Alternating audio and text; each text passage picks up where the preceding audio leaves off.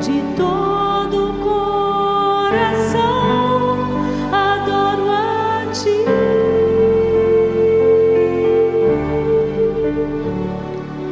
Tudo que há em mim te dá louvor, e a minha adoração está em Ti.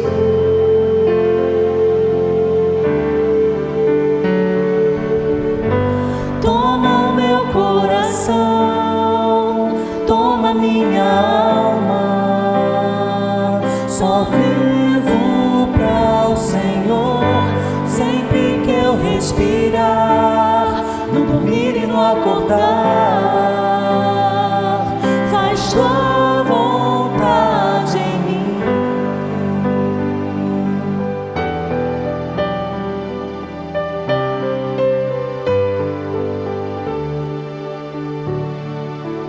Este é o meu desejo, honrar a Ti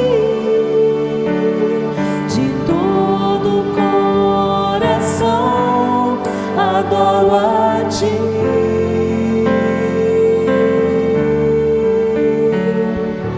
Tudo que há em mim te dá louvor, e a minha adoração está em Ti.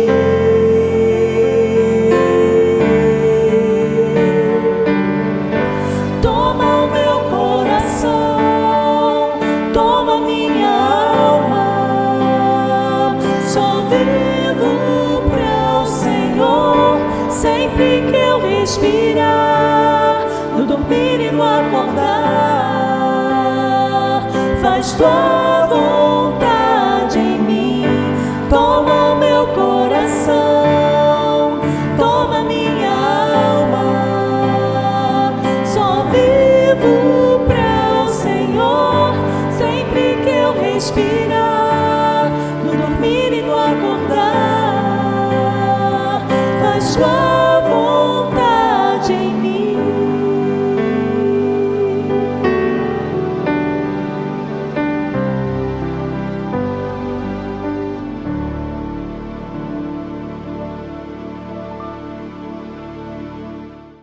Feliz aniversário, Primeira Igreja Batista do Rio de Janeiro. Feliz 136 anos, PIB-RJ. Todos online, todos juntinhos, nestas celebrações de nossa igreja durante todo este mês. Distantes, mas não sozinhos. Este é o tema do aniversário de nossa igreja. A divisa nós encontramos, é claro, no texto bíblico que nos orienta o apóstolo Paulo. Neste texto bíblico, que ele escreve de dentro de uma prisão, preocupado com seus irmãos de Filipos, ele diz o seguinte: agradeço a meu Deus toda vez que me lembro de vocês. Paulo carregava aqueles irmãos da cidade de Filipos na mente e carregava também no coração. Nós podemos fazer o mesmo com os nossos irmãos, com os nossos queridos nos dias de hoje. Isolados como estamos, cumprindo o distanciamento social, o que devemos fazer, a gente pode fazer exatamente como o apóstolo Paulo. Vamos acolher as pessoas que estão distantes de nós com palavras de afeto, escrevendo um e-mail, fazendo uma ligação, um telefonema. Tudo isso você pode fazer para tornar a vida de outra pessoa melhor nestes dias e também tornar a sua vida melhor. Seja alguém para alguém, cuide de alguém nesses dias. Isso vai ser muito importante para a nossa igreja. Você se lembra das fotos, do mural de fotos em nossos cultos? Você pode ir aí onde está, na sua casa agora, tirar uma foto, mandar para nós e nós vamos colocar no mural de fotos dentro dos nossos cultos. 3 sugestões: celular sempre na horizontal, celular deitado. Segunda sugestão, mande a sua foto no e-mail pibrj136@gmail.com. Também, se você não for membro de nossa igreja e quiser participar, mande a sua foto, mas escreva o seu nome e de onde você é, para que a gente possa colocar nos créditos, na legenda das fotos, e assim nós conhecermos você. Anote aí na sua agenda. Dia 24 deste mês, uma segunda-feira, às 19h30, nós teremos uma grande celebração de louvor, de gratidão a Deus pelo aniversário de nossa igreja. Contamos com você na participação deste culto. Tenha um abençoado dia, papai. Tenha um dia cheio de compaixão, de afeto e de apreço para com o próximo. Primeira Igreja Batista do Rio de Janeiro.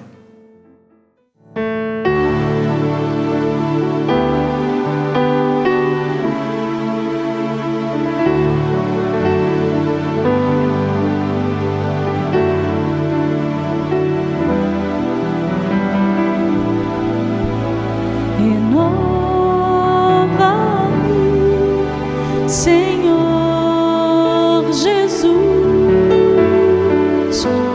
já não quero ser igual. Renova-me, Senhor Jesus, põe em mim teu coração, porque tudo que há dentro de mim necessita ser mudado, Senhor, porque tudo que há dentro do meu coração necessita mais de ti. Renova-me, Senhor Jesus, já não quero ser igual. Renova-me, Senhor Jesus, põe em mim teu coração, porque tudo que há dentro de mim necessita ser mudado, Senhor, porque tudo que há dentro do meu coração necessita mais de ti. Necessita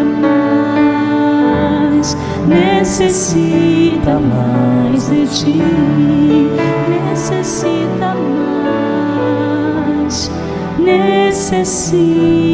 mais de ti.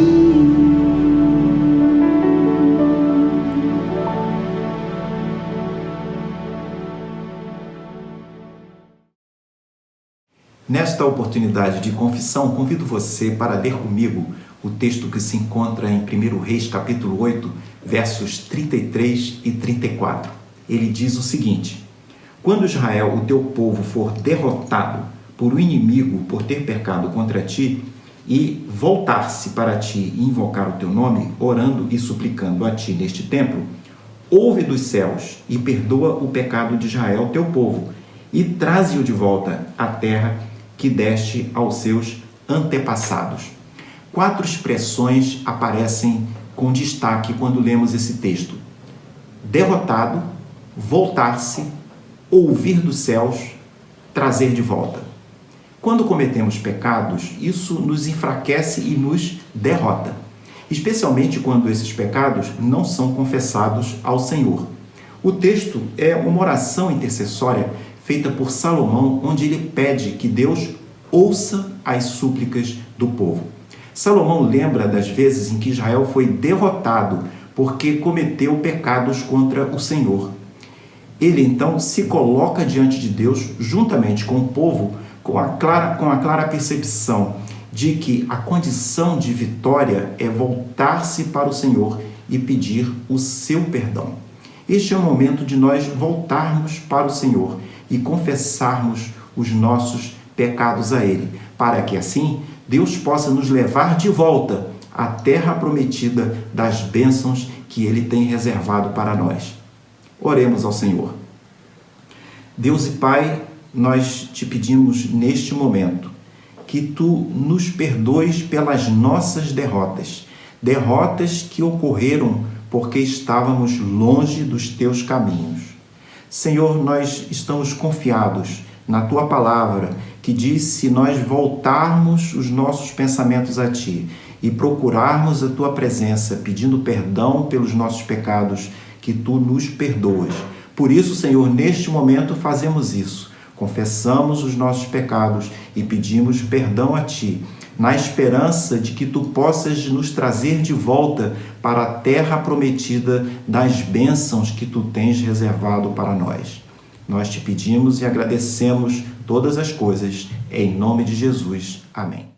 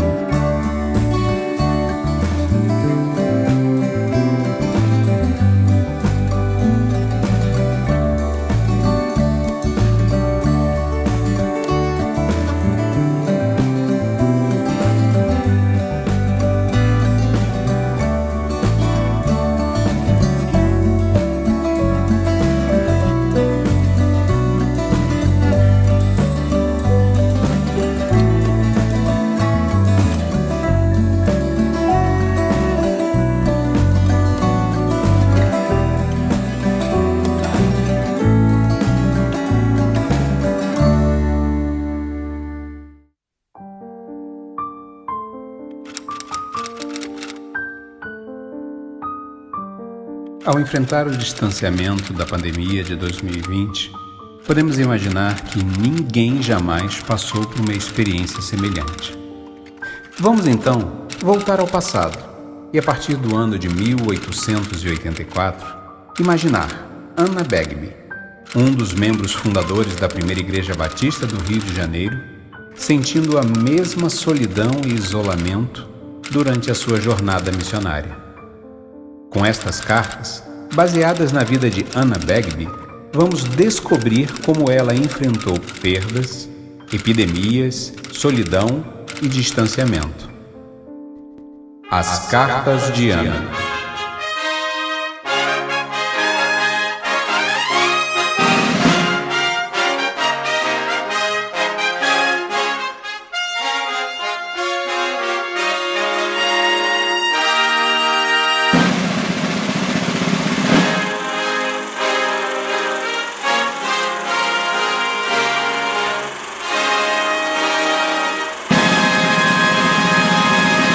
Que 15 de novembro de 1888. Meus queridos, parece tanto tempo atrás quando chegamos aos Estados Unidos em 1886, com a saúde do Sr. Bagby tão abalada, mas Deus o restaurou e depois de 15 meses voltamos ao Brasil cheios de esperança. A senhorita Maggie veio conosco para ajudar no meu trabalho. Chegando aqui no inverno, estávamos livres da ameaça da febre amarela, mas em contrapartida, houve um susto de varíola, seguida de cólera. Nossas vidas aqui estão sempre por um fio. E com a chegada do verão, a febre amarela atacou de novo. Vocês não têm ideia do pavor que isso provoca no coração dos cariocas. Depois de cuidar de tanta vítima desta praga, porque os membros da nossa igreja são pobres e sem recursos, me achava imune. Mas não. Caí de cama mortalmente doente. A febre, as dores eram horríveis, mas o pior foi uma paralisia total, com o medo de nunca mais me levantar da cama. E tudo isso com nosso recém-nascido Wilson precisando de mim. O milagre aconteceu, porém, pois Jesus, o bom médico, me curou completa e rapidamente. Achei, depois de passar pelo vale da sombra da morte, eu já tinha enfrentado o pior. Mas essa doença implacável levou nossa querida Maggie. Ela se adaptou à cultura, ao país e à língua com uma rapidez impressionante. Já tinha começado uma pequena escola para crianças da vizinhança e à noite ensinava adultos. Eu a ajudava na escola, um sonho meu. Como meu coração doeu a levar nossa pobre Maggie ao cemitério do Caju. Minha amiga, minha companheira do trabalho já se foi. Deus nos enviou 8 obreiros para nos ajudar, mas 7 já voltaram aos Estados Unidos. E Maggie já foi para seu lar celestial. Eu ainda choro por ter deixado nosso pequeno Luther no túmulo do ano passado. Tantas perdas. Como a vida é frágil. Quando vamos ficar livres dessas epidemias que ameaçam nossas vidas? Orem para que fiquemos livres destes males.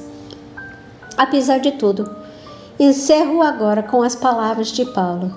Temos, porém, este tesouro em vasos de barro, para que a excelência do poder seja de Deus e não de nós. Em tudo somos atribulados, porém não angustiados, perplexos, porém não desanimados, perseguidos, porém não desamparados, abatidos, porém não destruídos, levando sempre no corpo o morrer de Jesus, para que também a sua vida se manifeste em nosso corpo.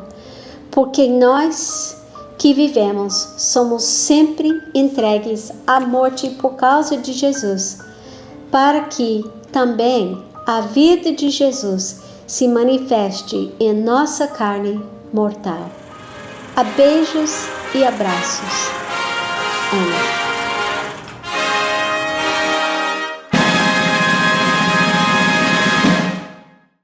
Que maravilha saber que estamos completando 136 anos e ao longo desse tempo o Senhor tem estado conosco. Aqui chegamos pela fé e pela fé prosseguiremos, continuaremos. Bom ver aí testemunhos como este da irmã Anna Bagby, que foi uma bênção nesta igreja, ao lado do seu esposo, o primeiro casal de pastores da igreja, William Buck Bagby e Anne ou Anna Bagby.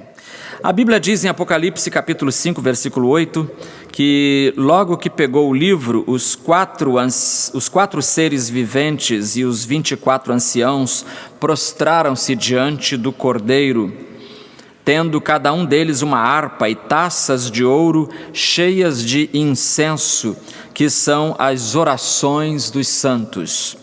Este é um quadro descrito pelo apóstolo João, que ele viu no céu, e no céu ele viu adoração, prostraram-se diante do Cordeiro, ele viu as orações dos santos, as orações dos crentes, porque, meus irmãos, as orações não são fala ao vazio, não são voz ao vento, mas elas são algo que fala ao coração de Deus.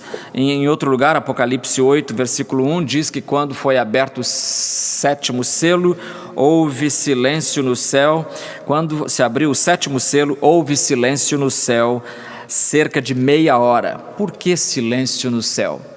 Porque o céu para quando nós oramos. E nesta hora nós vamos orar, nós temos certeza que o céu vai parar para nos escutar. E nesta oração nós nos lembraremos dos nomes da irmã Licínia Moreira, nossa querida diaconisa Licínia, que tem passado momentos difíceis na sua saúde, mas com fé no Senhor Jesus e com coragem, com alegria de viver, ela tem vencido. Continuemos orando por ela e também pelo seu esposo, o diácono Paulo Moreira. Oremos também pelos irmãos Marçal Sampaio, Maria Ermelinda, Maria Gomes, Maria Machado, Martinha Rabelo, Natália Oliveira, Nilda Taliba, nossa querida irmã também internada, lutando, Orlando Angelim, Paulo Moreira, Regina Lúcia Dias, Ruth Mascarenhas de Lima, Selma Ferreira Freitas, Silas Soares Santos, Tereza Ferreira. Sempre é praxe nossa orar também pelas famílias enlutadas, e essa semana nós tivemos não membros da igreja que faleceram, mas parentes de membros da igreja. Nós temos, por exemplo, a irmã Marlene Vasconcelos, que perdeu o seu irmão, o pastor Iber Vasconcelos. Lembra de Eber Vasconcelos e Iber Vasconcelos? Irmãos, né? Irmãos da Marlene. E ele faleceu, o pastor Eber já faleceu há alguns anos e o pastor Iber faleceu esta semana. Também nós perdemos essa semana um outro pastor, um pastor muito qualificado, um homem de Deus chamado pastor Ofir Pereira de Barros Filho. O pai, pelo menos o irmão Ofir Pereira de Barros, o pai, foi membro desta igreja muitos anos. O filho não me lembro, teria que consultar os arquivos, mas ele, pastor Ofir, contraiu a Covid-19, contraiu o coronavírus, né, e a Covid-19 o ceifou nessa semana que passou na cidade de Curitiba. Ele pastoreava a Igreja Batista Brasileira na cidade de Danbury. Danbury é no estado de Connecticut, e ele estava pastoreando lá, mas visitando parentes aqui, e a esposa faleceu 2 semanas antes.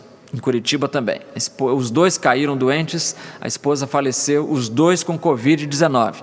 Irmãos, Covid-19, coronavírus, não é brincadeira.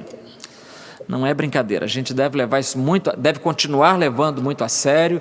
Eu fico preocupado com essa abertura que está havendo do comércio e todo mundo feliz, como se a guerra tivesse acabado. A guerra não acabou. Vamos continuar cuidando uns dos outros, de nós mesmos, né? Toda a precaução possível é pouca. Oremos então pelo consolo dessas 2 famílias. Agradeçamos a Deus com as famílias Clavim Ferreira e Albuquerque, o nascimento do Pedro. Nasceu Pedrinho. Pedrinho é maneira de dizer, porque a família está alegre com o tamanho do menino.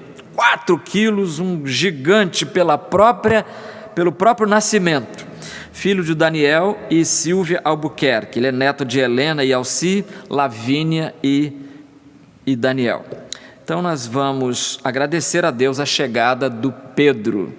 Também vamos orar pelos irmãos enfermos, como a irmã Aline Araújo, que essa semana foi internada no hospital, mas deve estar passando bem. Vamos continuar orando por ela. E o pastor Antônio Manso também, a filha Conceição, mandou um recado agora há pouco, pedindo oração pelo pai, pelo irmão Antônio Manso. Oremos também, queridos irmãos, pela reabertura ou não das escolas. As escolas estão em dúvida, se abrem, tem pais com medo, tem pais querendo. Então há uma grande interrogação sobre a abertura ou não das escolas. e vamos orar por isso. A nossa Escola Vitória, que funciona aqui junto às nossas dependências, também ela está considerando abrir, não abrir, está nessa fase também.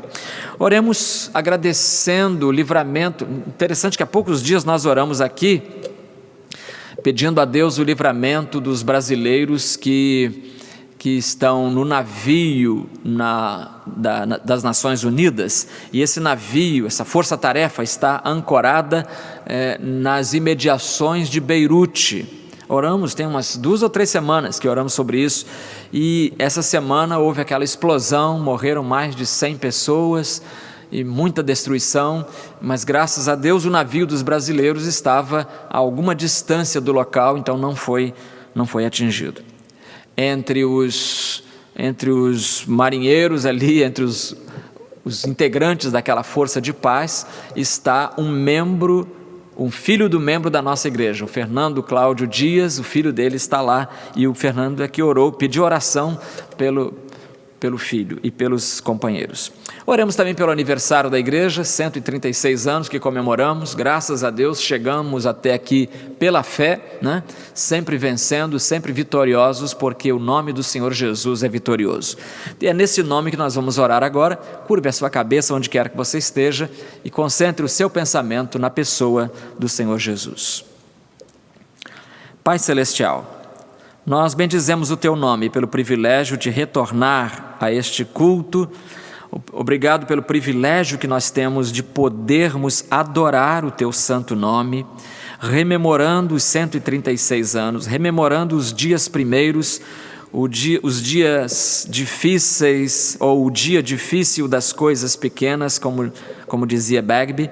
Muito obrigado, Senhor, porque chegamos até aqui, e a Tua graça é quem nos sustentou. Continua, portanto, guardando nossas vidas de todo mal. Oramos pelos irmãos cujos nomes foram mencionados. Nós pedimos a Tua graça sobre cada um deles, aqueles que estão no leito da dor, no leito do impedimento de caminhar, de andar, de fazer as coisas que precisam ser feitas. Oramos pelos que estão cuidando deles, para que Tu cuides deles também. Oramos em favor dos nossos irmãos que estão enlutados, entristecidos com o passamento dos seus entes queridos. Cuida deles, ó Deus, também. As suas emoções precisam ser tratadas nesta hora de desafios. Oramos agradecidos pelo livramento que deste aos brasileiros lá no Líbano, e pedimos a Deus por aquele país, um país tão bonito e que precisa muito da paz do Senhor Jesus Cristo, que o príncipe da paz reine naquela terra também. Oramos pelas escolas, especialmente pela nossa Escola Vitória, sobre essa indecisão de abrir, não abrir, a pais com medo, a pais querendo. Então nós pedimos que orientes os diretores das escolas, os líderes, para que tenham uma posição que seja coerente com a segurança neste momento que atravessamos. Nós Te damos muitas graças porque És o Deus que cuidas de nós, cuidas das nossas vidas no âmbito espiritual, no âmbito material, no âmbito emocional, em todas as áreas da nossa vida. Tu és o supridor maior. Continua, portanto, abençoando-nos. Em nome do Senhor Jesus nós oramos. Amém.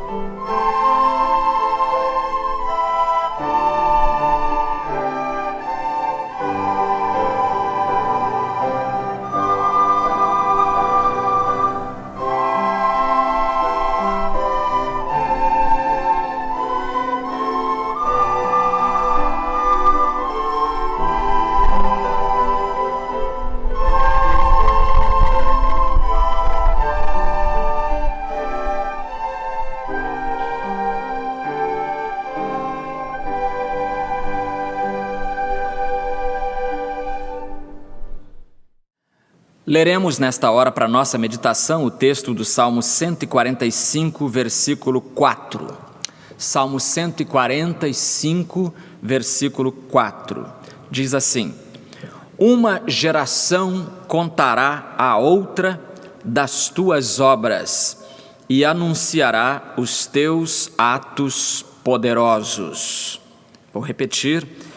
Uma geração contará à outra das tuas obras e anunciará os teus atos poderosos. De pai para filho. Vamos orar. Eterno Deus, voltamos à tua presença em oração para neste momento suplicar que o teu Espírito nos fale aos nossos ouvidos e aos nossos corações. Tua palavra é preciosa para nós, dela necessitamos para a sobrevivência espiritual. Fala-nos, anima-nos, corrige-nos, em nome de Jesus. Amém. Você é bom de geografia? Então vamos ver, hein? Então se você for bom mesmo de geografia, você deve saber onde fica Pitcairn. No mapa do mundo você consegue identificar Pitcairn. Vou dar uma dica. É uma ilha que fica no meio do Oceano Pacífico e ela fica assim entre a Argentina e a Austrália, talvez seria melhor dizer Argentina e Nova Zelândia, que é o país primeiro indo da Argentina naquela direção. Então, fica ali no meio, e para você ter uma ideia, para chegar nessa ilha, a ilha de Pitcairn, você demora 8 dias de navio saindo da Nova Zelândia para lá. Não é saindo daqui não, é saindo da Nova Zelândia para ir lá. Então são 8 dias de navio. Por que eu estou falando de Pitcairn? É porque existe uma história belíssima contada a respeito desta ilha. A história começa numa outra ilha. Então, por um momento, vamos esquecer Pitcairn e vamos concentrar nossa atenção na ilha do Tahiti. Tahiti pertence a um arquipélago, várias ilhazinhas ali, no que formam o que se chama de Polinésia Francesa. Polinésia Francesa, Tahiti, tem outras, tem Bora Bora, tem outras. Mas Tahiti é a mais conhecida, é a mais famosa, porque dizem é paradisíaca. E é tão paradisíaca essa ilha, que quem ali chega não quer mais dali ir embora. E em 1789 aconteceu exatamente isso ali. Chegou ao Tahiti um navio inglês chamado Bounty com 44 tripulantes, 44, digamos, marinheiros, todos ingleses. E eles chegaram e ficaram deliciados com o paraíso que o Tahiti representa, encantados com as praias, com o mar, com o clima e, mais importante ainda, ficaram encantados com as jovens belas e nativas, né? Cabelo liso, morenas. Eles ficaram doidinhos, os ingleses. E ficaram alguns dias. E aí, finalmente, o capitão daquele navio disse: hora de ir embora. Vamos embora, pessoal. E cadê que o pessoal queria ir embora? Não quis ir embora. Ainda o povo, os tripulantes, se revoltaram contra o capitão.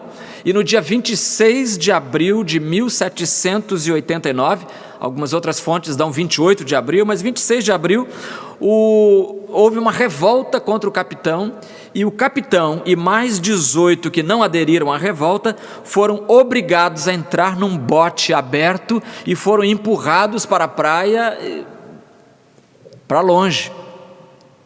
Felizmente, esses 19 homens nesse bote conseguiram sobreviver remando, sabe Deus como, e depois de quase um ano, 11 meses, na verdade, em março de 1790, eles chegaram à Inglaterra, sãos e salvos. Milagre.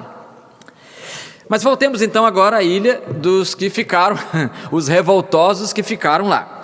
Dos que ficaram na ilha, 9 deles pensaram assim: bom, os ingleses virão atrás de nós e é melhor a gente cair fora daqui. Pegaram o navio que eles haviam sequestrado, entraram no navio e foram para uma outra ilha. Uma ilha que fica aparentemente pertinho, mas são 2.000 quilômetros, mais ou menos 2.100 quilômetros de distância do Tahiti. E eles colocaram então, levaram consigo 6 nativos ali do Tahiti, levaram 10 mulheres e uma jovem de 15 anos, todos eles da etnia polinésia, ou seja, nativos. Então chegou esse grupinho à ilha de Pitcairn. E depois de algum tempo na nova ilha, todos os homens praticamente morreram, com exceção de um deles, chamado John Adams. Morreram por quê? Se meteram em brigas, em bebedeiras e se desentenderam, se mataram. Então só ficou um homem chamado John Adams. E Adams acabou cuidando de todas as mulheres e das crianças também.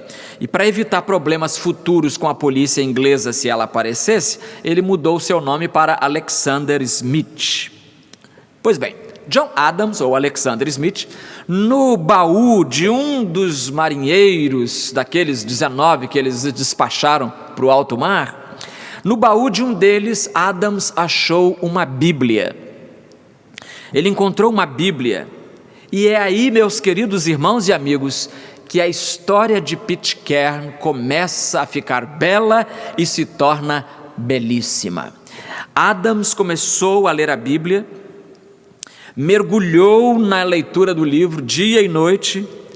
Com esse mergulho, ele acabou se convertendo a Cristo, e em se convertendo a Cristo, ele ensinou a Bíblia para os habitantes da ilha, ensinou-os a ler, porque onde a Bíblia chega, o analfabetismo pede o boné e sai de fininho. Ensinou-os a ler, ensinou a Bíblia às mulheres e às crianças. E o tempo foi passando, 20 anos passaram, e em 1808, coincide o mesmo ano que Dom João VI chegou aqui ao Brasil, em 1808, um navio, um veleiro americano chamado Topázio, procurando baleias, acabou encontrando a ilha de Pitcairn. E o que eles acharam, o que os americanos do navio Topázio acharam em Pitcairn é simplesmente maravilhoso. Essa história é tão bonita que ela já foi transformada em poema, em romance, em filme, e há dezenas de livros sobre ela, milhões de páginas na internet sobre essa história. Resumindo, a beleza de Pitcairn é a seguinte: quando o navio, o veleiro americano Topázio chegou ali, encontrou uma sociedade inteiramente organizada nos moldes do Evangelho. E aí, veja só, não foi preciso construir prisão, porque na ilha não havia crime, não havia médico nem remédios. Não foi preciso construir hospital, porque na ilha não havia doença. Ou seja, aqueles crentes adotaram um estilo de vida tão saudável que não ficavam doentes. Não foi preciso construir hospício, porque não havia na ilha insanidade. Não havia analfabeto, não havia bebida alcoólica, nem nenhum outro lugar do mundo. A vida humana e a propriedade particular estavam mais seguras. É isso que a Bíblia faz. Isto que a palavra de Deus propõe para a nossa sociedade. A sociedade brasileira, queridos, seria uma outra, seria de outro nível, de outra estirpe, teria outra qualidade de vida, se a palavra de Deus cativasse os pensamentos dos brasileiros e lhes dominasse o coração. Dizem que esse exemplar da Bíblia que foi causa dessa revolução santa toda, esse exemplar pode ser visto ainda, ele está numa exibição numa igreja lá na ilha, numa igreja da ilha de Pitcairn.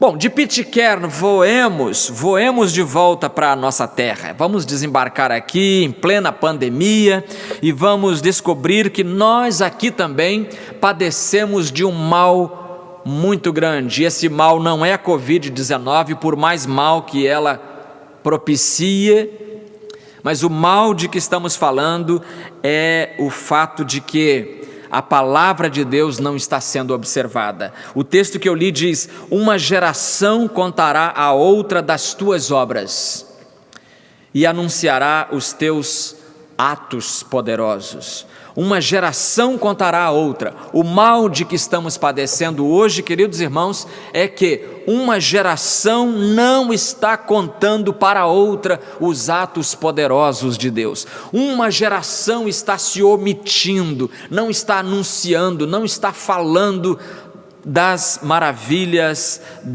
que o Senhor tem operado. E o resultado triste e lamentável é o decréscimo de crentes nas igrejas, na sociedade. Nós temos uma amiga que foi professora do SEC, ela está aposentada agora. SEC é Seminário de Educadoras Cristãs, e também no Seminário do Norte. Ela se chama Glaucília Perrucci Martins, e ela fez pesquisas para a obtenção do seu grau de mestrado em antropologia, já há alguns anos. E ela estava uma vez me dizendo, numa das nossas convenções, encontrei-a, e ela disse que fez pesquisas em famílias, importantes famílias e núcleos familiares batistas da região do Nordeste. E a conclusão a que a pesquisa dela a conduziu é que depois de 3 gerações, a fé cristã começa a desaparecer daquela família. Ou seja, o pai é crente, o filho também, mas o neto já é duvidoso. A condição do neto já é duvidosa. Então, onde é que nós estamos falhando? A pergunta que se impõe é essa: onde que nós estamos falhando? Estamos falhando justamente no Salmo 145, versículo 4. Uma geração contará a outra das tuas obras. Uma geração contará a outra. E eu então queria pensar com os irmãos nesta manhã, rapidinho, sobre essa transmissão, uma geração contando para outra, a importância da transmissão do conhecimento religioso, a importância de evangelizar os filhos, a importância de orar pelos filhos, a importância de testemunhar junto aos filhos. E a primeira coisa que vamos verificar é que a transmissão do conhecimento religioso se dá pelo ensino. A transmissão do conhecimento religioso se dá pelo ensino. Meus queridos, o lar cristão, o lar em si é uma escola. E todo lar cristão deveria ser uma escola religiosa, uma escola cristã. E por que o lar é uma escola? Porque ninguém nasce sabendo. Nós temos que ensinar aos nossos filhos tudo de que eles precisam para sobreviver neste mundo. Precisamos ensinar a eles, por exemplo, os cuidados com a higiene pessoal. Se deixar, o menino fica sem tomar banho. Se deixar, o menino odiará e evitará escovar os dentes. Então nós temos que ensinar, quase que obrigando, não é? Quase que obrigando. Então temos que ensinar higiene pessoal, nós temos que ensinar os nossos filhos a falar corretamente o nosso idioma. Os pais são os primeiros professores, senão o menino vai falar arubu em vez de urubu. Temos que ensinar as crianças a falar corretamente, temos que ensinar as crianças a evitar o perigo neste mundo, Os pais é que transmitem esta noção para eles. Temos que ensiná-los a obedecer o pai e a mãe, a respeitar os mais velhos, a não falar palavrão, a serem bondosos com os animais. Então você vê um menino batendo no cachorro, você tem que chamar a atenção do menino. Não faça isso, que é isso, menino? Então você participa, você partilha o conhecimento para os seus filhos. Nós temos que ensinar as crianças a responder com mansidão.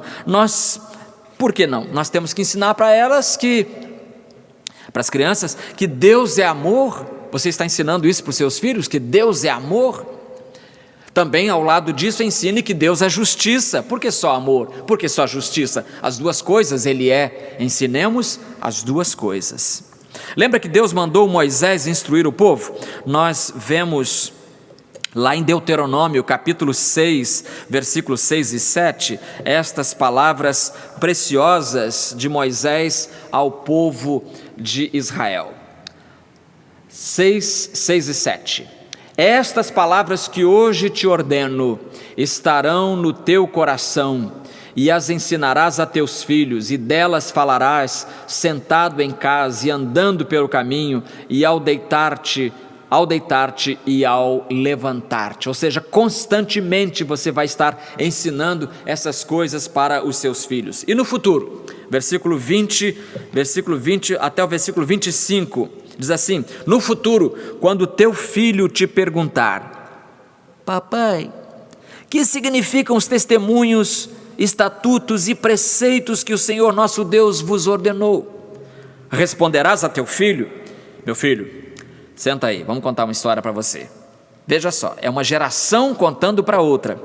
Éramos escravos do faraó no Egito, mas o Senhor nos tirou de lá com mão poderosa, e diante dos nossos olhos o Senhor fez sinais e maravilhas, grandes e terríveis contra o Egito, contra o faraó e contra toda a sua casa.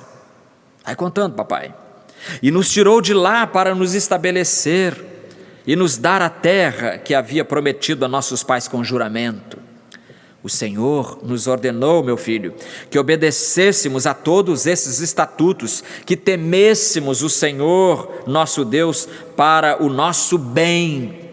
Temer a Deus é sempre para o nosso bem, meus queridos. Em todo o tempo, para que Ele nos preservasse em vida como estamos hoje. Nossa justiça será cumprir com cuidado todos esses mandamentos diante do Senhor nosso Deus, como Ele nos ordenou. Está vendo? Então é isso aí, o pai ensina para o filho, e o filho depois, quando tiver os seus próprios filhos, transmitirá àquela sua geração aquilo que ele recebeu da geração anterior, que recebeu dos seus pais. É evidente, queridos irmãos, que o ensino precisa ser com inteligência e adequado para a faixa etária da criança. Há um tempo para se ensinar todas as coisas às crianças, e os pais sábios são aqueles que vão ensinando à medida que a criança vai tendo condições de receber e de apreender. Há uma história de uma menina muito famosa, holandesa, chamava-se Corrie ten Boom. Eu gosto muito da biografia dela. Ela era holandesa, nascida e criada na cidade de Haarlem, que é uma cidade que fica uns 20 minutos próxima de Amsterdã, 20 minutos de trem. E o pai de Corrie era um relojoeiro muito famoso na cidadezinha de Haarlem. E ele ia toda semana a Amsterdã com uma caixa, com uma mala cheia de relógio, ferramenta, tudo mais. Ele ia lá para resolver os problemas. E quando a menininha tinha 10 para 11 anos, ela ia com ele de trem. E um dia, durante a viagem, ela resolveu perguntar alguma coisa para o seu pai. Ela havia lido na escola um poema em que aparecia a palavra sexo. 10 para 11 anos. E ela ficou com vergonha de perguntar aos seus colegas, de perguntar aos professores. E aí ela resolveu perguntar ao pai. E eu faço um parêntese aqui, meus queridos, para dizer que isso revela a grande oportunidade que os pais têm na vida de serem instrutores das crianças em todas as áreas quanto possível. É muito bom quando os filhos confiam nos seus pais ao ponto de lhes perguntar aquilo que lhes perturbar. E ela perguntou para o pai: papai, o que é sexo? E o pai ficou em silêncio por algum tempo, até terminar a viagem. Quando o trem parou na estação de Amsterdã, todo mundo descendo, o pai pediu à filha que carregasse para ele a mala. Só que a mala estava pesada para uma menina de 10 anos. E ela tentou e falou: papai, não estou conseguindo não estou conseguindo pegar essa mala não. Aí o pai aproveitou, veja que sabedoria, aproveitou aquele momento para ensinar o seguinte: minha filha, você hoje não está conseguindo levantar essa mala, mas vai chegar um tempo na sua vida quando você terá braços mais fortes e você vai conseguir levantar essa mala, porque você vai crescer. É a mesma coisa com a palavra sexo. Eu não vou conseguir explicar a você agora, mas um dia, quando você crescer, você vai saber. E Corey escreve na sua autobiografia que esta resposta a satisfez plenamente. Não se perturbou mais com o assunto. Então, meus irmãos, ensino é fundamental. Uma geração contará a outra das tuas obras. Esta nossa geração precisa ensinar a que vem as obras maravilhosas do Senhor. Mas não apenas o ensino. Em segundo lugar, a transmissão do conhecimento religioso se dá pelo envolvimento. Se a igreja é agência do reino de Deus, e ela é, a minha pergunta é: por que não envolver as crianças nas atividades da igreja, que é a agência do reino de Deus?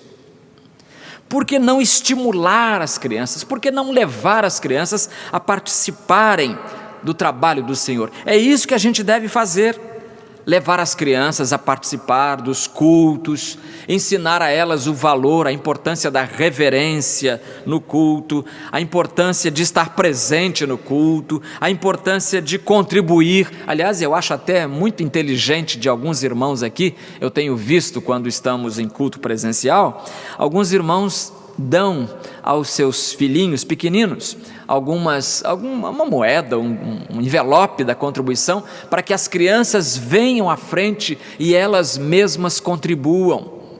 Estão ensinando coisa maravilhosa para as crianças. Elas já vão aprendendo com isso, que a obra do Senhor não é sustentada por anjos, nem por milagres, mas ela é sustentada pelo compromisso dos filhos de Deus. O envolvimento também, irmãos, passa pelo cuidado que os pais devem ter com os comentários a respeito da igreja que são feitos em casa. Comentários acerca da igreja feitos em casa. Aliás, nenhuma palavra amargurada deveria sair dos nossos lábios, jamais, com criança perto ou sem criança perto. E com criança perto, então, mais ainda, ou menos ainda, deveriam sair palavras amarguradas dos nossos lábios. Por quê? Porque Deus ouve tudo o que nós dizemos, porque a palavra dele reprova esse comportamento, e também porque os filhos estão registrando tudo aquilo que está acontecendo à volta deles, embora pareça que não. Embora pareçam desatentos, eles estão registrando tudo aquilo que você, pai, está comentando com a sua esposa, você, mãe, está comentando com seu marido. Registrando. Então, o envolvimento das crianças é muito importante. Mostrar às crianças que a igreja não é um projeto humano, que a igreja não é do pastor, não é dos diáconos, a igreja é de Cristo. E quando a gente vai estar no culto, é como a gente é como o salmista, a gente se alegra como o salmista que diz: alegrei-me quando me disseram, vamos à casa do Senhor. Mas além de ensino e além de envolvimento, há uma terceira e última coisa que a transmissão do conhecimento religioso exige. Terceiro lugar, a transmissão do conhecimento religioso se dá pelo exemplo. Pelo exemplo. Irmãos, o ensino é inútil. O ensino inútil, ineficaz, se não for acompanhado do exemplo. O envolvimento também resultará infrutífero se faltar o exemplo. É um refrão entre os professores, em geral, eles repetem muito esta frase: a melhor escola é o exemplo. A melhor escola é o exemplo. Irmãos, não adianta repetir: faça o que eu digo, mas não faça o que eu faço. Você já deve ter ouvido algum pai falando isso. Eu sempre falo para os meus filhos lá em casa: faça o que eu digo, mas não faça o que eu faço. Irmãos, isso na língua portuguesa, esse comportamento tem uma palavra própria para ele. Chama-se hipocrisia. Dizer para as crianças: faça o que eu digo, mas não faça o que eu faço. Pai que traz o filho para a igreja, deixa ele no portão e vai embora e deixa o filho aqui, para que o filho receba a instrução religiosa. Hipocrisia. Está faltando ser exemplo. Falta ser exemplo. E o argumento mais convincente é justamente o exemplo. O Senhor Jesus nos ensinou assim. Ele poderia ter dado muitas aulas sobre humildade, sobre lavar os pés uns dos outros. Ele poderia recomendar aos discípulos uma excelente bibliografia sobre lavar os pés. No entanto, em sua perfeita e poderosa pedagogia, o que ele fez? Num dado momento da refeição, ele se levantou da mesa, pegou uma toalha, pegou água e se ajoelhou perante cada um deles. Tarefa reservada aos escravos. E Jesus fez isso. Lavou um por um os pés dos apóstolos. E depois dessa aula prática, aí vem a teoria de Jesus, conforme registrado em João capítulo 13, versículo 15, onde ele diz: porque eu vos dei o exemplo, para que, como eu vos fiz, façais vós também. Como eu vos fiz, façais vós também. Faleceu em 1998, um professor italiano que foi professor na Califórnia há muitos anos, e ele ficou muito famoso no mundo todo porque ele escreveu muitos livros e publicou muitos artigos num jornal muito conceituado que é o The New York Times. Ele se chamava Felice Leonardo Buscaglia, mais conhecido como Leo Buscaglia. E ele tem uma frase muito interessante sobre isso que estamos falando agora. Ele disse: a única coisa de valor que podemos dar às crianças é o que somos e não o que temos. A única coisa de valor, realmente, queridos irmãos, e olha que esse italiano, que me conste, não era crente. A única coisa de valor que podemos dar às crianças é o que somos e não o que temos. Uma geração contará a outra das tuas obras, uma geração contará a outra das tuas obras e anunciará os teus atos poderosos. Eu gosto de uma história que eu poderia chamá-la de história da cadeira vazia. Se você ainda não conhece a história da cadeira vazia, aí vai. Era um homem, um ancião, faleceu e ele tinha 2 filhos e deixou uma casa para os 2 filhos dividirem como herança. E os 2 filhos então, depois do velho falecido, eles marcaram um dia e foram lá ver a casa e acertar e combinar preço, essas coisas todas. E eles andaram pela varanda, e quando andaram pela varanda, eles viram uma cadeira na varanda, uma cadeira de balanço. E aí um falou assim: sabe de uma coisa? Nós não podemos vender esta casa. Aí o outro, como se já querendo dizer a mesma coisa, disse: eu também tive a mesma ideia quando olhei para esta cadeira. Eu me lembrei que papai se assentava nela e lia a Bíblia para nós, fazendo o culto doméstico, e nós nos ajoelhávamos em redor dessa cadeira, enquanto papai nos dirigia a Deus em oração. E os 2 ali lembrando do velho que partiu, lembrando do exemplo bom que este ancião deixou para os seus filhos, ali tomados da mais pura emoção, meus queridos, os 2 se ajoelharam em volta da cadeira vazia. E ali mesmo se entregaram a Cristo. Fico pensando que talvez aquele velho tenha orado a vida toda pela conversão desses meninos, desses seus filhos. Talvez tenha tentado falar para eles da importância das coisas espirituais, mas os ouvidos deles estavam fechados. E foi preciso então partir e eles verem aquela cadeira vazia, para se lembrarem das boas experiências que o Pai propiciara em lendo-lhes a Bíblia.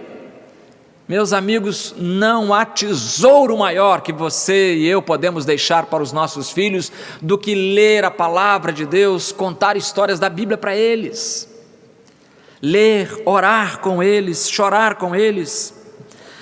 Talvez aquele pai tenha orado a vida inteira e tenha partido sem ter visto os seus filhos convertidos, mas depois de muitos anos, aquela cadeira vazia se tornava um púlpito, evocando a lembrança de uma piedade sem hipocrisia, dando início a uma autêntica transformação espiritual. Eu quero perguntar a você nesta manhã: como está a sua cadeira? Você tem uma cadeira onde você lê a Bíblia? Como vai a sua vida devocional? Como está a sua vida de oração? Você tem orado pelos seus filhos, tem orado pelos seus sobrinhos, tem orado pelos seus netos?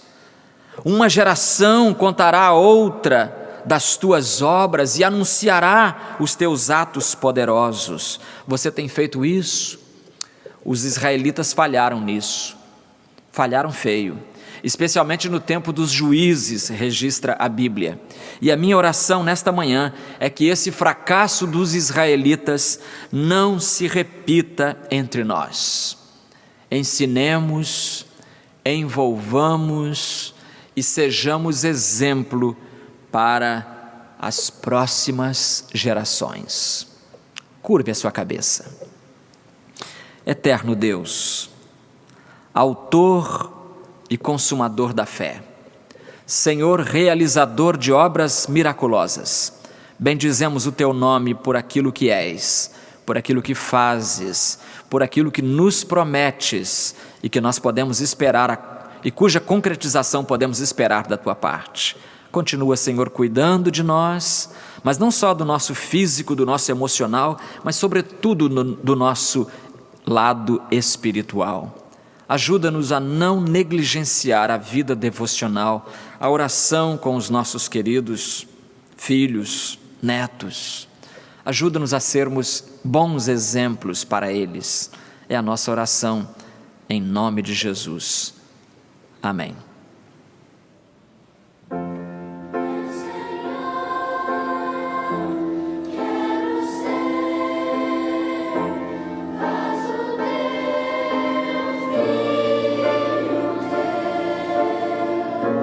Te honrar, te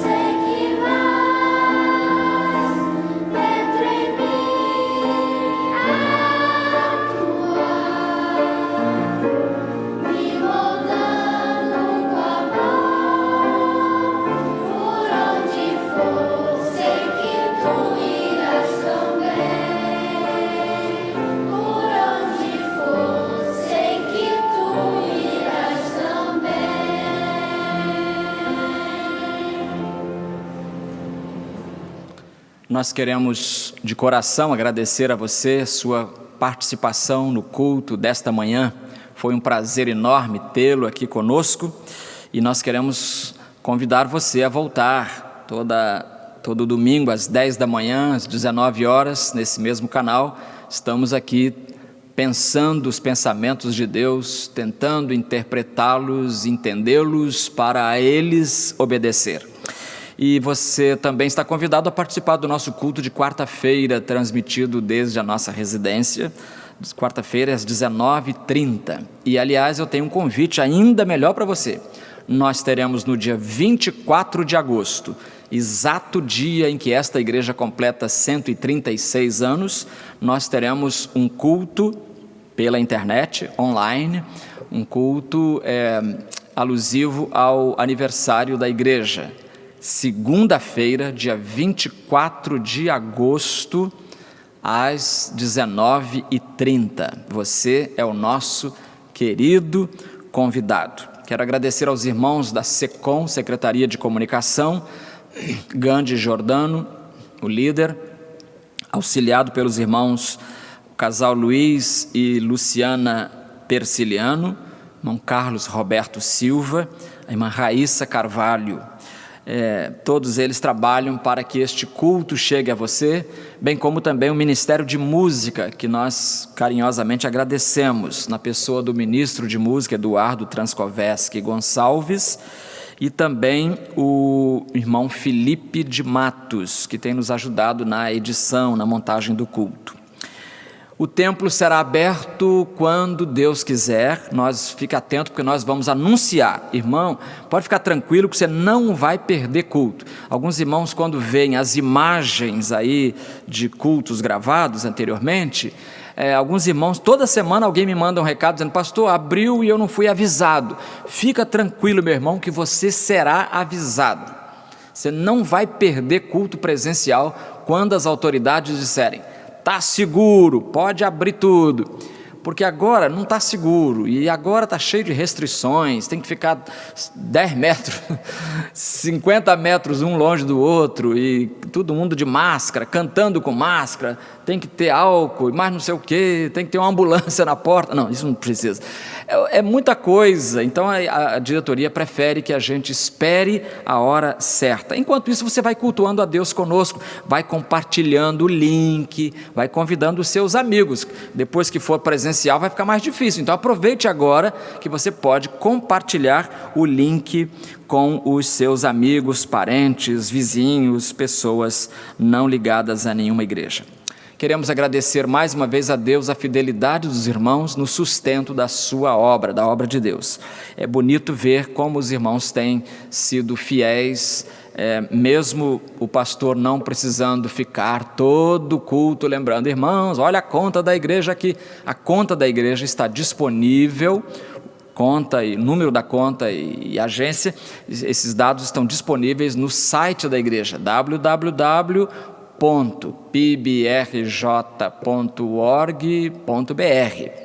e lá você tem a instrução de como fazer isso. Aliás, e por falar em oferta, nós temos a oferta do aniversário, o alvo é 80 mil, porque é justamente o que falta para fazer a reforma elétrica, para completar a reforma elétrica da igreja. Então você vai orando, vai perguntando a Deus como pode participar e quanto Deus vai colocar no seu coração.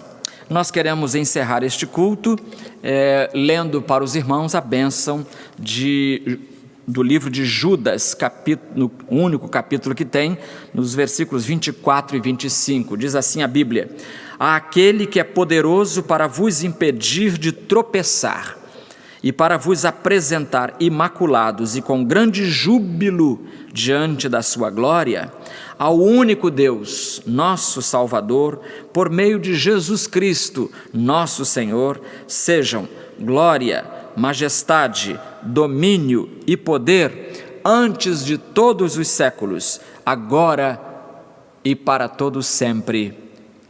Amém.